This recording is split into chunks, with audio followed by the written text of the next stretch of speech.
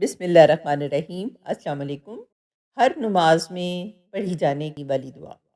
رسول اللہ صلی اللہ علیہ وآلہ وسلم نے تشہد کے بعد مندرجہ ذیل دعا کی بہت تاکید کی ہے۔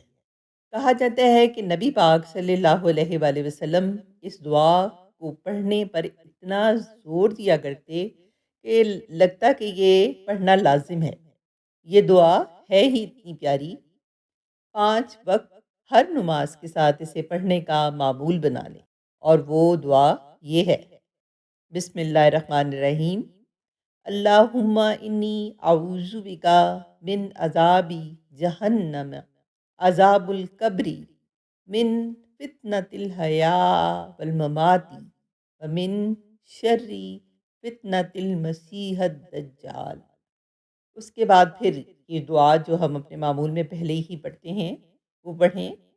بسم اللہ الرحمن الرحیم، ربی جعلنی مقیم الصلاۃ ومن ذریتی ربنا وتقبل دعا، ربنا اغفر لی ولوالدی وللمؤمنین یوم یقوم الحساب۔